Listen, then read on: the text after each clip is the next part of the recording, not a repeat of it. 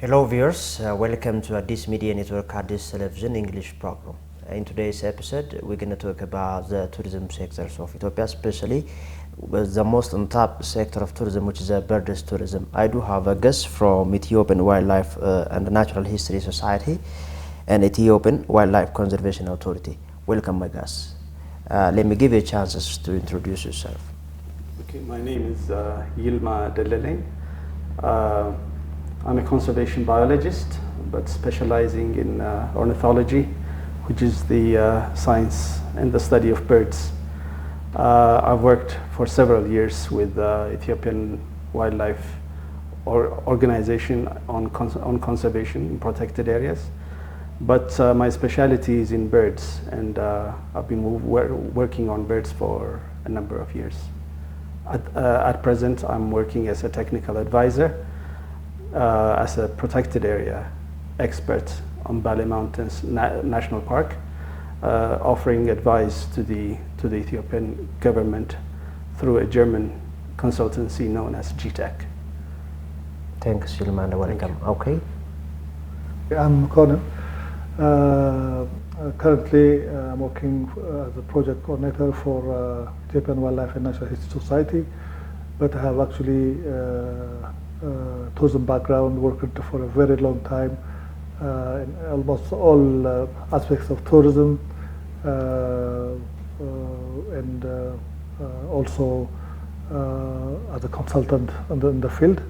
But currently, I'm a project manager for this particular project. I'm going to talk a little bit in the later discussion of this episode. Thank you very much once again and welcome. What viewers, as you know, Ethiopia is well known for its tangible as well as intangible natural historical heritage, and a lot of tourists come from across the world to visit these destinations. But the most untold thing is about the birders tourism, and we're going to have a discussion with these professionals. Let me start from Yilma. Is it Ethiopia known for its birds? Yes, Ethiopia is known for its birds, as many other countries, but Ethiopia is especially known for its birds because the diversity of the landscape, of the habitat in Ethiopia is so rich that you get habitats and ecosystems from high ground in Afro-Alpine areas like in Simen Mountains and Bale Mountains. And if you go down to, say, the Dalol Depression, where you find deserts, within that range of habitat and ecosystem, you will find a rich array or diversity of species. At the moment, I mean, it will vary according to experts and authorities, but we have a record of about between 871 to 900 species of birds. And these, again, are found all over the country. And we have at least, and of these 800 to 900 species, maybe about 20 species are endemic. And when I say endemic, they are not found outside the boundaries of the country. So there are unique birds which are only found in Ethiopia, and this will be around 19 or 21 species. Okay, back to Makan. In connection with World Tourism Day, which is celebrated soon. As you know, Ethiopia is a big potential in tourism sector, but we don't know. I think I myself I know a little thing about birds. What is the economic aspects of birds in general? Well, this is, as you said, that this is a sector, tourism sector, one aspect of tourism which has not been, exploited to its full, even part of it, because we are not aware of about its economical benefit. For that matter, we are not really very much again aware of the entire tourism industry, leave alone the agritourism. We call it agritourism. This bird tourism is technically called agritourism. So economic importance is very, very huge. in relation to tourism, visitation, is one. However, you can really take the birds' economic advantage in their activity in breeding plants and also controlling pests. If you have to really expend a lot of money in order to control pests, birds can really do a significant amount of work. But leave that alone. But if you come to tourism, we are doing very, very, very little. In fact, the potential is there. Like as any tourism activity, it provides income, employment, which is dearly needed by a community, particularly like Ethiopia, where we are really suffering from a lot of unemployment and also income. So today there are so many, like in millions, tourists coming to places with bird population, particularly the endemic birds, are very much attractive to tourists. And these bird tourists are really relatively affluent, rich. They can really pay as long as you give them what they need. So tapping into that kind of tourism will really give a lot of income from these tourists and also a lot of employment to citizens, which could be considered as an economic, in fact, as a social benefit as well, because employment is a social aspect as well, not only economic. So Ethiopia have started, or the activity is there actually, but we are not really into it. For example, what is the indicator? Like we have only 3 or 4 bird tour operators, but we are not fully into that, because we have, the problems of providing this service in a way the tourists or the visitors would like to have it. So the economic aspect of this area of tourism is immense, because you can have statistics from, for example, from US or UK, one of the world's avid tourist generator countries. A lot of them, a lot of expenditure, not only on the visitation but on buying equipments, also on other expenditures. The income is a lot. It really moves a lot of industries, a lot of services and goods for those bird tourists. So the economic importance, not the developing country like us, but to the developed nations itself, is really huge. Yeah.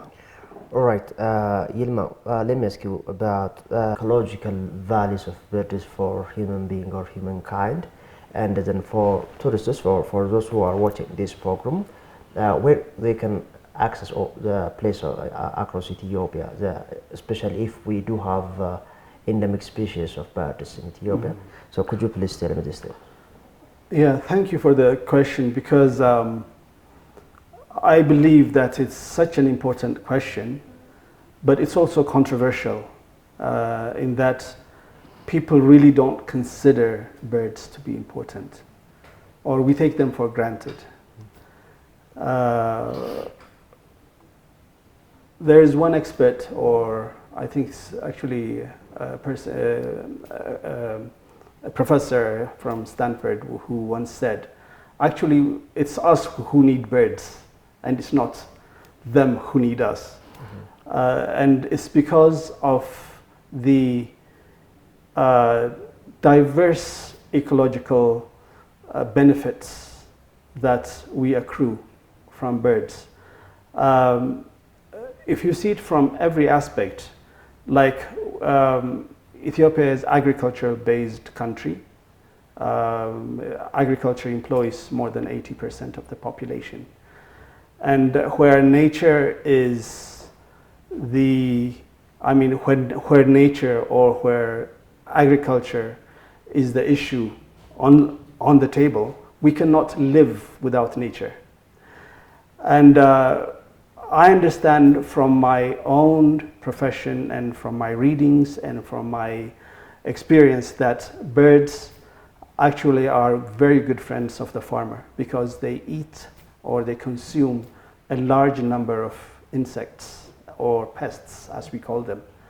And without this benefit that we get from birds who consume so many tons, or I don't know how you would measure it, but a massive amount of insects and pests. Farmers wouldn't have been able to produce as much fruits or crops in general. So this is like one aspect. But I think maybe also since I could be talking on this for the whole day. But I think the most important thing is that what birds really offer to human potential or human society. I think it would be very good to talk about the kind of benefits we get from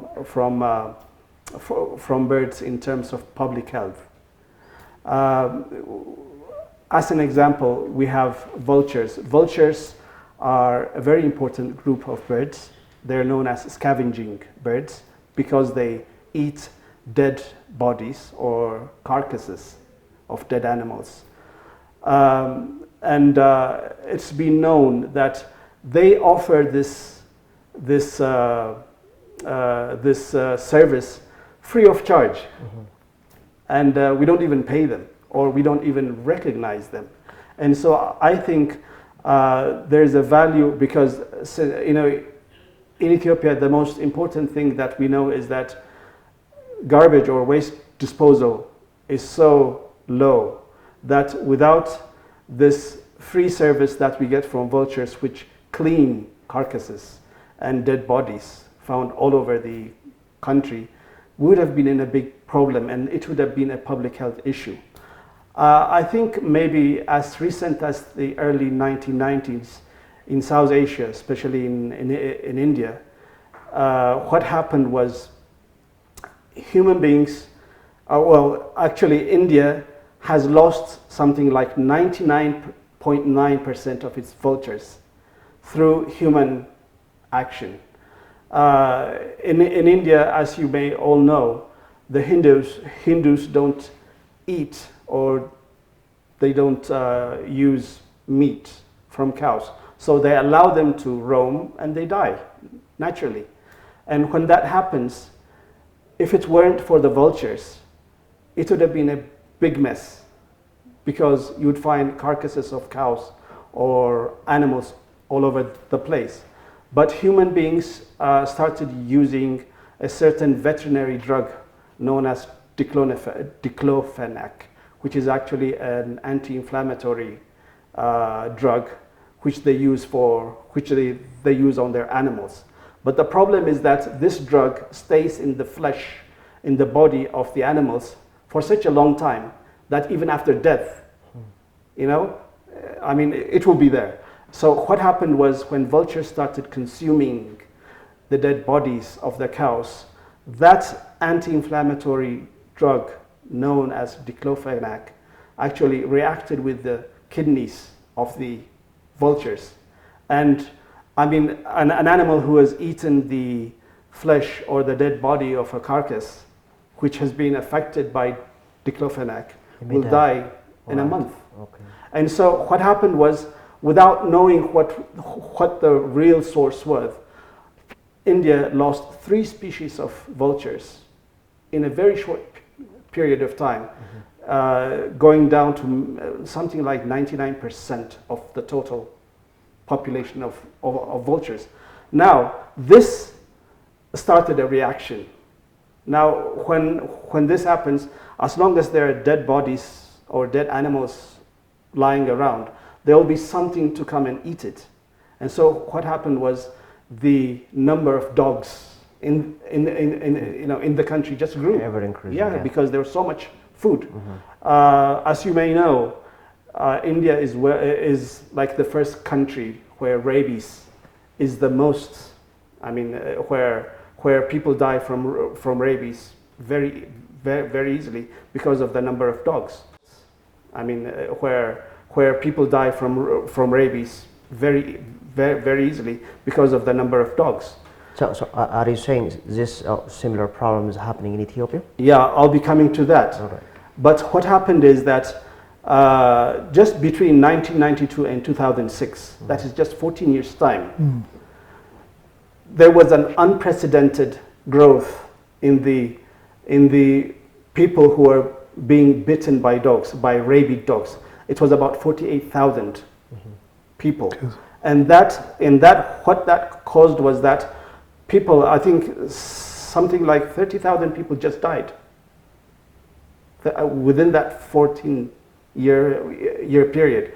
And India had that expense for public health, which amounted to $34 billion. Can you imagine? Just over a 14-year period, the amount of money, the sum, was over $34 billion just to treat people and to maybe vaccinate dogs and things like that. Now, what happens is that free service that we were getting from vultures, just free, without any charge, we took it for granted. I think the first thing that we have to understand is ecosystems and ecology. You know, in ecology, what you have to understand is everything is interconnected. And if you remove one unit, it's going to be like a wall of bricks, or like if you take one, the whole thing is going to fall.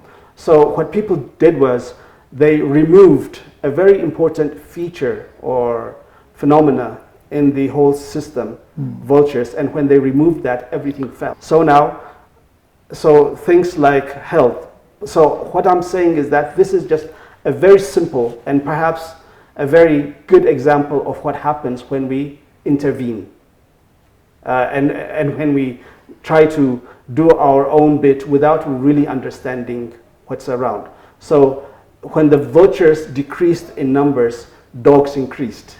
And the increase in dogs actually brought about a big public health issue for which the country was not prepared for. So this similar thing is happening in Ethiopia. We are losing our vultures at the moment. I think the problem is we don't do enough monitoring and evaluation. The number of dogs have increased, but we just don't know how many people are being bitten by dogs and how many are rabid. But it's just, this is a very simple example. But birds actually eat pests, and they're very good environmental indicators as well. So birds have that appeal from bird watchers and from people who study them. In fact, from what is known on record, they are the best studied organisms in the world, because you can have like insects, plants, or fish, or any other kind of organism. But birds, just due to their appeal by human beings, they're loved by everyone. And that affinity they have with human beings, they are the most studied group. And so we have phenomenal amount of data on birds. And what that amounts to is that they actually show us what's happening to the environment. Now, you may say, but we don't have that kind of data in Ethiopia. What should we do? And so I think what I'm saying is that since birds offer us that kind of information, we should be able to collect that kind of information and interpret it into what we think is happening or what we assume is happening in the environment, because their increase or decrease, their diversity or non-diversity in an area will be directly implicated to the ecosystem health of an area. So we can talk about forests, wetlands, deserts, highland areas, all of them have birds. Towns, like cities like in Addis Ababa, we have birds, but the kind of information that we collect or do not collect is actually tantamount to saying I don't want to see anything, and if anything happens, it will not be my own cause. But birds are a very good example of how people interact with their environment. And everything that we get from birds is so useful to people that we can value that their existence means our existence. Their loss means our loss. So it's just a direct, relative. I mean, we can relate their health, their numbers, their abundance, or their extinction to our lives. So like if they go extinct, we will surely go extinct as well. So this is what we understand. Yeah, life and nature is interconnected, and it is my first time to learn about vultures, to what extent they are important for human beings. Yeah, maybe to add on what Yilma said, this needs some effort to really, rescue this bird species, and there are international efforts going on where Ethiopia is also part, and AWNHS is also really doing a very good job entering in this partnership. Now there is a project which I'm leading called Egyptian Volture, New Life. This project is actually in 14 countries in Europe, Middle East, and Africa. In fact, the major leader of this project is BirdLife International, where the number of vultures is declining, particularly the Egyptian vulture. This vulture is very much in these countries, and the number is declining drastically. So it is an effort to really raise the number so that it will really provide its ecological and economical contribution to human beings in all across these nations. So this is what we say. Birds are both ecologically and economically important. We should really provide due attention in their conservation, not only conservation, but also in giving awareness to people about this particular species as well. In fact, in general, birds are very important because Yilma said it already, but some are really declining drastically. We have a responsibility, a conservationist only, but the government, the tourism industry already said that we are really reaping some advantage from that.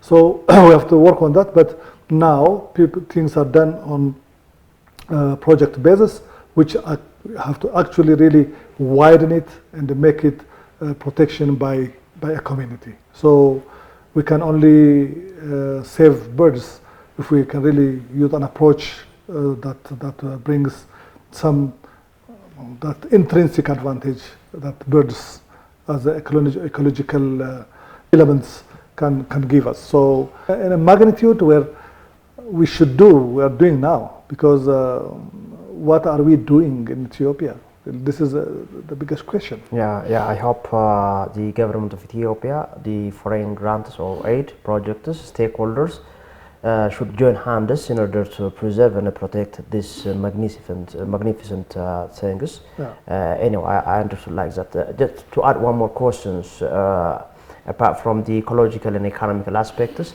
can we say, that means Ethiopia is benefiting from this sector? Can you say a little bit about that in terms of like attracting tourism and tourists? Yeah, this is a very good question. Of course, Ethiopia is attracting so many kinds of tourists because Ethiopia is a country of diversity. We have almost everything, name it. We have not having it, but we have special attractions and culture, bird, But for example, in order to say whether Ethiopia is benefiting or not, how many tour operators do we have as bird tour operators or providing birding tour? Yeah. One. The other thing is, do we have infrastructure, like tourism infrastructure for avid tourists? This tells us the magnitude whether we have actually benefited from avid tourism or not. we have like 3 or 4 birding tour operators. We should have more. You know, Ilma was saying that we have like from 800 to 920 endemic birds. We deserve to have more than 3 tour operators, in fact. Whether these tour operators also equipped with the necessary skilled manpower or not is also a question. We have that problem as well. And we also talk about the infrastructure. Do we have bird-friendly accommodation, for example? Do the accommodation owners understand what the bird tourist is requiring? You know? Unless you really tune to the tourist needs and aspirations, you cannot sell any product, leave it bird. So Ethiopia, for me, as an expert, also worked in tourism industry for a very long time, I don't see that infrastructure. For example, you just take your bird tourists. If you don't really give a bird hide or a place where to really see the birds, it's very, very disappointing. As I've told you, bird tourism is relatively expensive because they are, as I've told you, they have very expensive equipments. They also see themselves that, you know, seeking for knowledge. They don't care about money, but they really need what they want is provided in a way they need it. So we are not ready for that. So I would say that Ethiopia is not benefiting from its bird tourism. But is it possible? Yes. Because we have the potential. It's a matter of really putting some necessary things in place. In fact, just giving some attention. And we have to, the government has to really come with a strategy for bird tourism. Okay. It doesn't have that sort, you know. So talking about tourism is talking about birds. I mean, talking about bird tourism is not about talking economic benefits, but also ecological benefit. When we preserve, you know, birds for economic reason, we will definitely preserve them for what? For ecological reasons as well. Because that ecological reason is their natural task. They do it. Whether we attract tourists or not, they will keep on eating insects or pollinate flowers or even grains, you know, control pests, which we would, you know, for your information, biological control of pests is much, much, much cheaper than chemical control, and also have no negative impact on crops, because the pest control by chemical has a residue effect in plants, and finally, you know, giving hard time to people eating that particular grain. So controlling using birds is free of danger. So we can really look into that. You know, the agricultural people also might really look into that in preserving, birds. One more aspect of conservation, maybe related to economy, is like this Egyptian vulture is endangered now, as I've told you, because it's killed by the problem Ilma was mentioning, poisoning of carcasses. Then the vultures eat and die. You know, in Ethiopia and many places, dump sites are open, and every killed animal is taken to the dump sites. Then the vultures are there. Immediately as they eat it, they die. One problem that really diminishes their number is that. Second is electrocution. Most vultures are nesting on high grounds, like, you know, could be a tree, it could be a structure. But most of them, if you go to the places where these Egyptian vultures are mostly available, in the Oromia, you know, eastern Oromia and in Afar, they nest on electric poles, where the poles are very dangerous for them to perch. So many, in fact, their legs are insulated, but their wings are not immune to electric shocks. So when they are trying to perch, they will be electrocuted. Many of them are dying from that.